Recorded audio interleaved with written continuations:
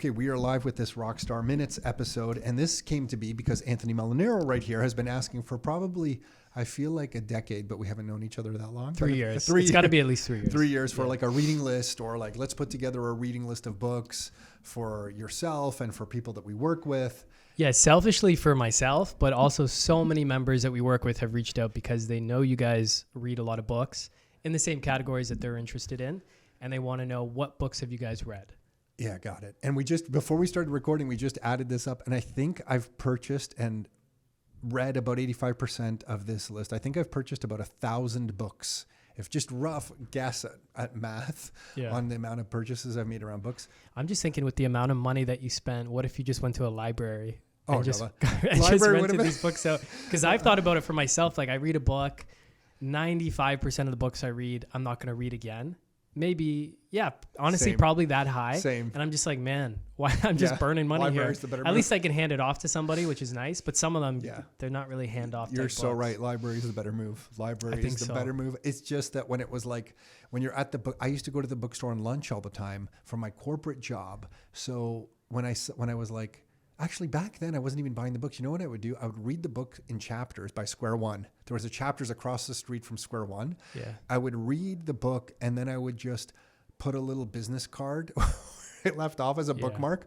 I'd come back the next day at lunch, and they used to have those big leather chairs in chapters. I don't know how their business model worked, but you actually didn't have to buy that many books. You could just hang out there and have Starbucks. Have a coffee, Starbucks. So I would just keep reading books there, and then if one really caught my attention, I'd buy it. So I probably read... This is what you did on your lunch break? Yeah. And about how old were you? So this is when I was, I guess, 26. Wow. And what were the other people? 25, 26. The other people you were working with, like what were they doing on their lunch? Oh, 2-for-1 pizza, sitting on the curb eating the pizza. And I would go with them. Sometimes it was awesome. But I just found that I gravitated towards having some quiet time by myself and reading. Anthony, I'm a geek. Yeah. I'm a proud geek. Dude, I don't do it enough, but every time I sit down and read a book, I think to myself, like, one, in the moment, I'm like, I enjoy this so much. Like just having that free time to sit down and read. 2, I don't do this enough. Every single time without fail. I'm sure if I read all day, every day, I'd get bored of it. So there's like a balance there. But without fail, every single time, I'm like, I do not do this enough. I love it. So to reflect on your, and we will get to some books here in a second, but I think to take some time and reflect on your own thoughts and reflect on something you've read and just take time to let it sink in and think about it and find out where, that thought or that idea, where it places itself in your life, how it serves you in your life. It's just powerful. Mm-hmm. I used to tell Nick that it's like, early in the morning, I would consider it like my time to scheme. And that has a bad connotation to it. I think the word scheme. Plan your life. Yeah, but I really meant like I was kind of scheming like, okay, what am I going to do with my life now? How am I going to set it up? Yeah. What am I going to do next? And I didn't mean it in any malicious way. It was just planning, but somehow I felt like that was a really powerful time. Read in the morning, write out some thoughts about my life. Yeah, huge.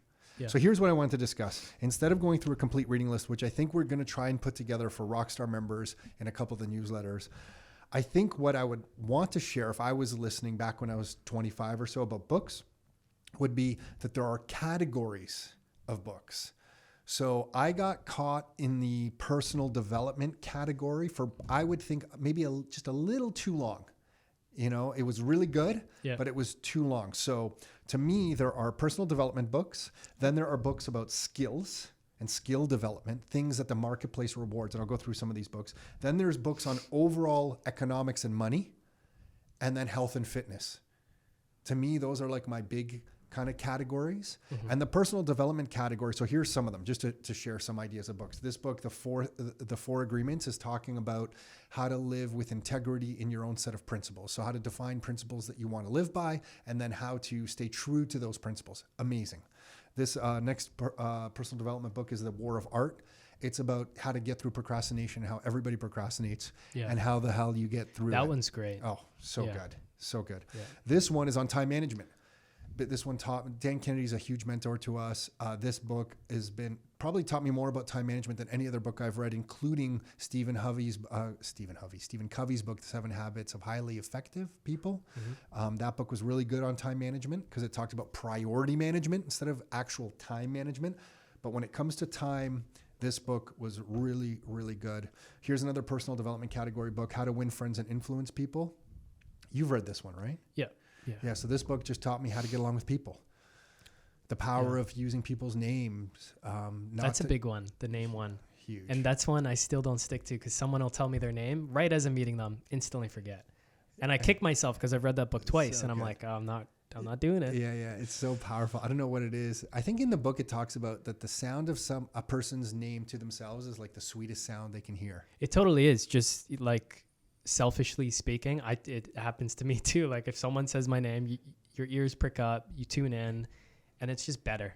Like, even if someone emails you, hey, Anthony, like you don't really think about it, but after reading that book, now I consciously think about it, and it's totally true. Even from like my own vain standpoint of hearing my own name. So good. Yeah. And this book also taught me not to gossip. Just that gossip is a waste of time. I got that from kind of this book. Here's a book by one of a Rockstar member. And the reason I have this book here, David Mullenstein, I always feel like I'm messing up his last name, but his book is a summary of a lot of great personal development books. Oh, really? Oh my gosh, this book is so good. Because it's a short, quick read, but he's taken some of the best parts of all different personal development books and put it into one. Yeah. It's so good. Huh. This is a book I got Aiden to read this summer when he was working with us. Okay. And then here's a personal development book by Jocko Willink, Discipline Equals Freedom. Yeah. So another kind of great book. And so all these books are huge. And I don't have any relationship books here, but actually there's a whole bunch of books. I think when I was getting married, I was reading books of like, what was the popular one? Men are from Mars, women are from Venus. Like I would read a whole bunch of like books on just relationships. And I realized how many books the other day that I've read about business and investing and all this stuff. And I have a long-term girlfriend, 6 years.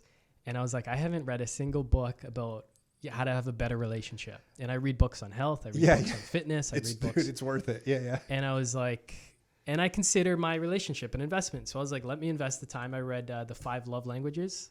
And okay, I've heard of that just book. As a guy, it feels totally cheesy to kind of read a book like that. Maybe whatever. Cultural conditioning. Yeah, sure. Yeah.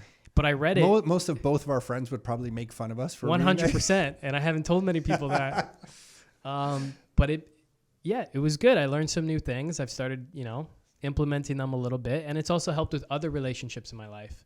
Like, for example, my mom or my dad, like the way the book spells out the love languages and just how people connect in certain different ways. And it's helped me like massively from that one book. And I was like, okay, I've had the blinders on to this whole category. So I think it's important too. Yeah. So this category of personal development, I feel is just hugely beneficial. It kind of sets your confidence level. It gives you hope. It can make you, if you come from a kind of a rough upbringing, it can give you the belief that anything's possible in life. Like one of the books in this category is this true story of Richard Branson, Losing My Virginity.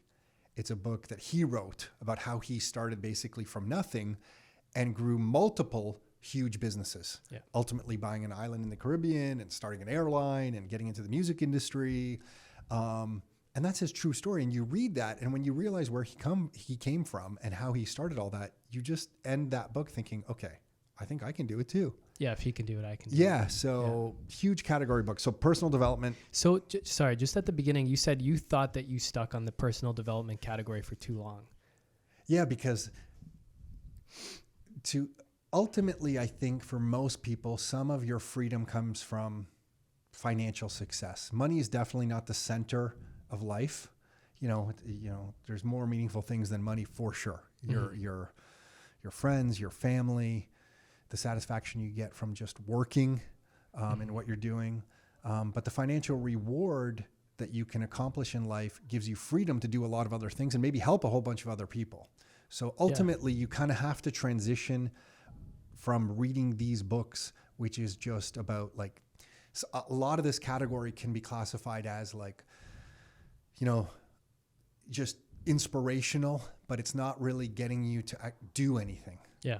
And most of your financial success is going to come from like taking risks and doing stuff. And I feel the earlier you get into taking risks, the more success you're going to have because you have more instructive life experience. Mm-hmm. Whereas if you take too long to actually do anything, like if you read this kind of books, inspirational books or personal development books for like 10 years, you'll be in your 30s and you know all the right things to do. You've manifested nothing. Yeah, you manifested nothing because you haven't done anything. You know, you can only to manifest the life you want, which in a lot of these books it talks about like manifesting the life you want. Yeah, you need to give your life the raw material to manifest it. And if you don't do anything, there's no raw material. Yeah, but to your point, it is a great starting point, because if you don't think you can do it, you won't even try. Exactly. And so you got to think you can achieve what you want to achieve, then you'll try. Yeah. I just have met, now that I'm in my late 40s, 49, I feel like I've met some people who are my age who are still in that, like, I'm about to get started mode. Yeah. And I'm like, geez, just get over it. You know, we still have a lot of years left at this age. Just start doing something. Let's not talk anymore. Just go. Yeah, you got half your life left. Yeah. Someone once told us that motion beats meditation. I don't know where that quote's from. I can't attribute it to anyone, but it's great. You know, motion ultimately does beat meditation. Yeah. Okay, personal development, first category for sure. Huge fans, read a ton of the books. Then there's skill development. And the sample books I have in that regard are books like this. This is a mentor of ours, Bill Glazier. He has this book, Multi-Step Marketing Campaigns. So this is a book by business owners who've written a chapter of this book. So different business owners have written different chapters, and they're sharing the actual marketing and sales strategies they use for that business. So now we're not in personal development land. We're actually in real world people who are sharing how they get customers for their business. It's like the how category. This is the how. Yeah. You know, so this is a great one in that category. Magnetic Marketing by Dan Kennedy, a great one in that category. I would consider Rich Dad, Poor Dad, although it's kind of light on the actual real estate how-to.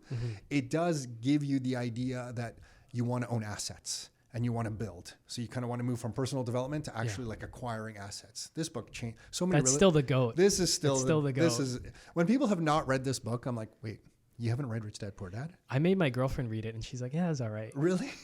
Oh my God. I got mad at her. What do you mean it's all right? Like, it changed my life. What the heck is This just changed Dude, the entire trajectory of my life. They What do you didn't mean? teach you that in the relationship books to get mad No, at her, they okay? didn't. Yeah. No, you're right.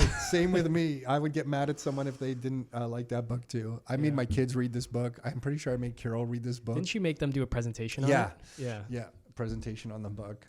So That's great book. That's awesome, man. And then I'm only sharing this next book because this is one of our books, Investing Blueprint. But this is more how to buy people locally. Yep. So if this is for the Toronto area, if you're going to get into real estate, here's strategies that we've kind of used. So the reason I'm sharing that kind of book is that if I was in Texas, I'd probably want to find the real estate book by people from Texas who are actually implementing the strategies. The local kind of how-to knowledge.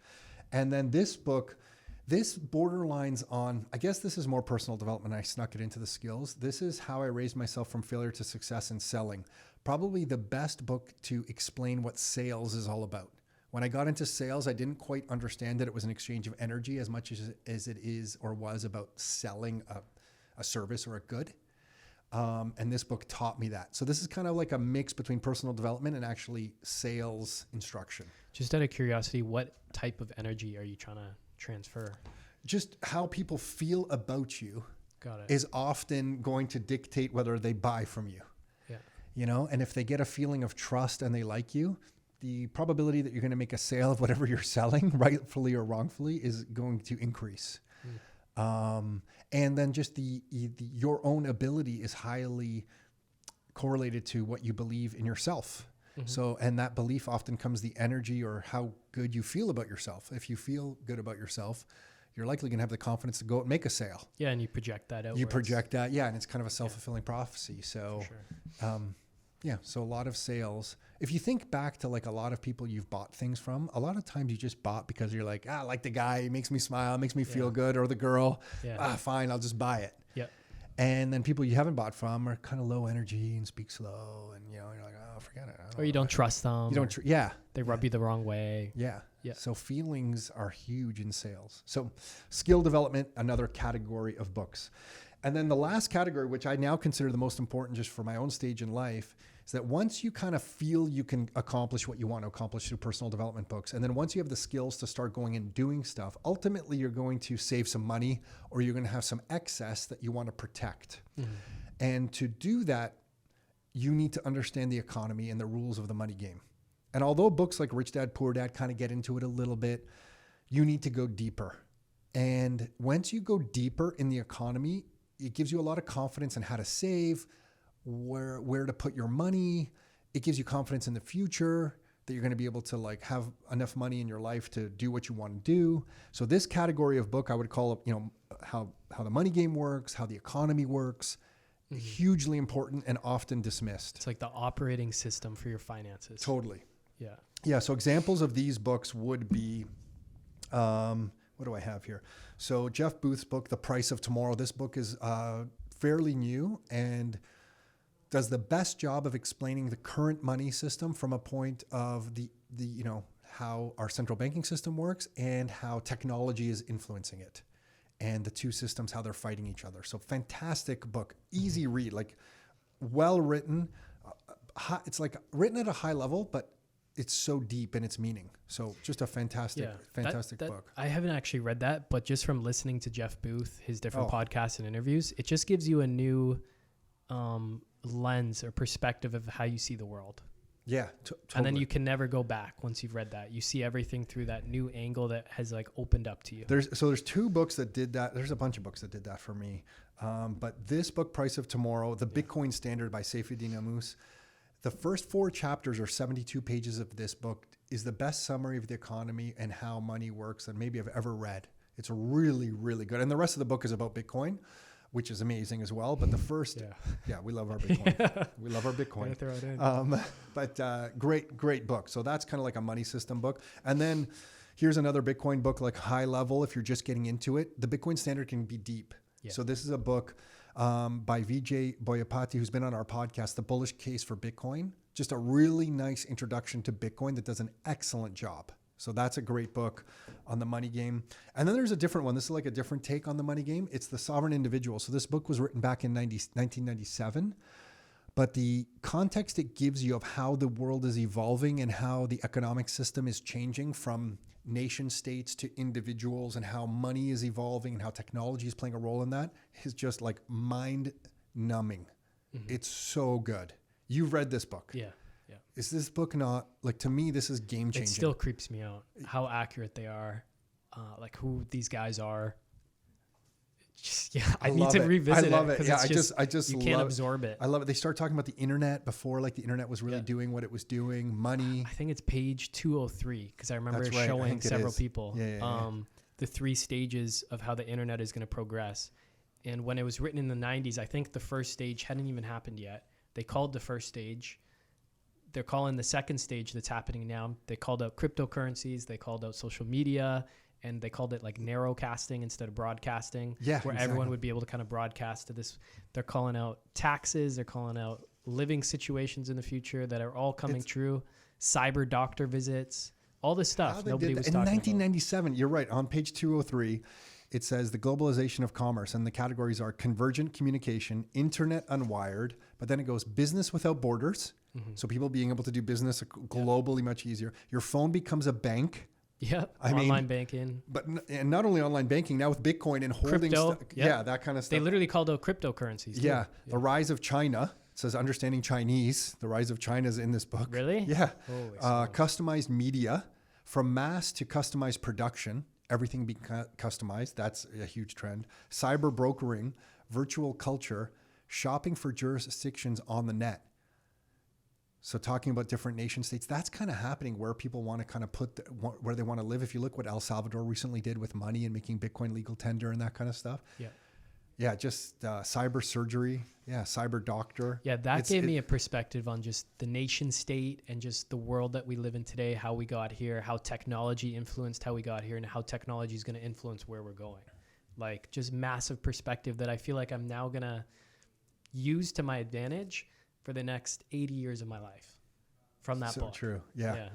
It's one of those things that if someone told you a book written in 1997 would be valuable, it's so easy to dismiss. You're like, 97? I'm never going to read that. Give me a new book. You know?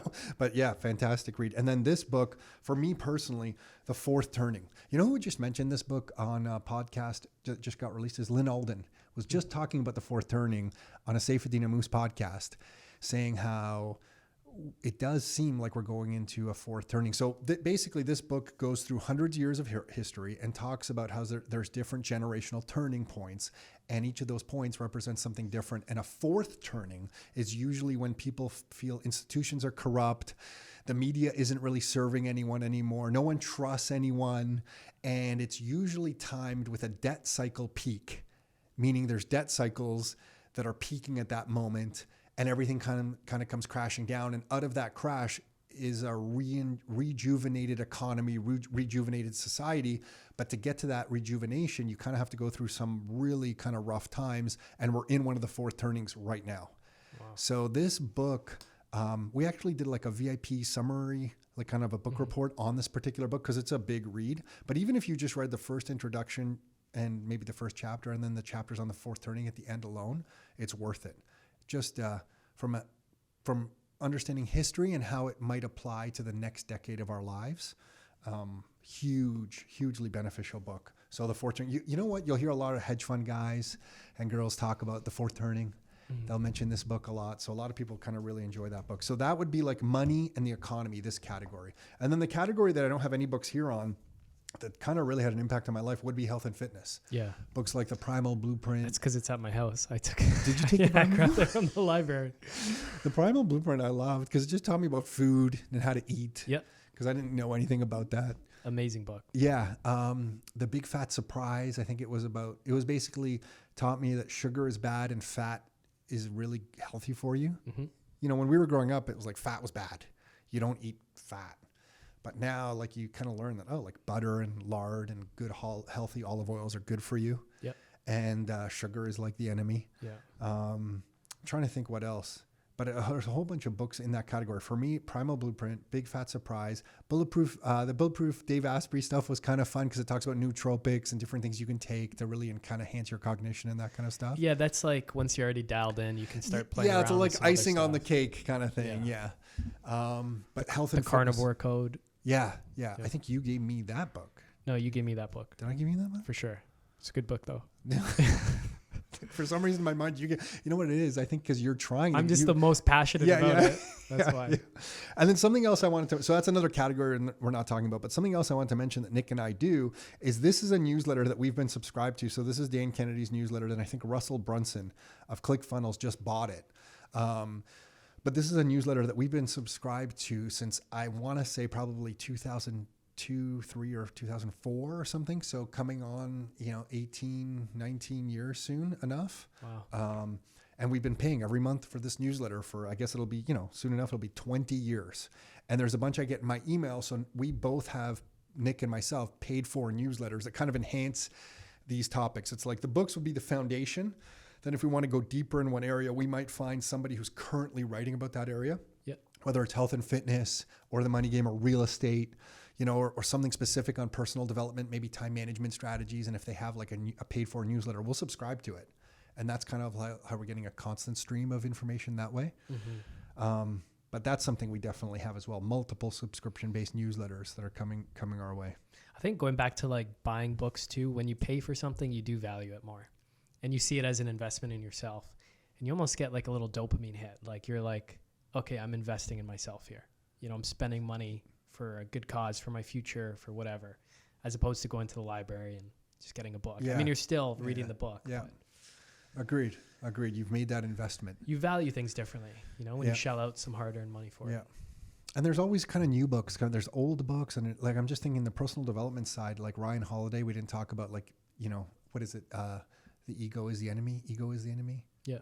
Is that the book? Obstacle is the way. Obstacle is the way. A bunch of his stuff. So he's like newer in that. 4-hour work week. I know that was a big one for you. Huge one. Yeah. So many.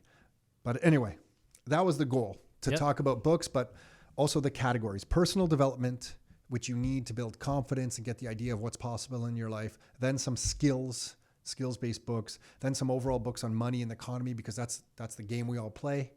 Yep. We all play kind of in this money and in the economy, and then health and fitness.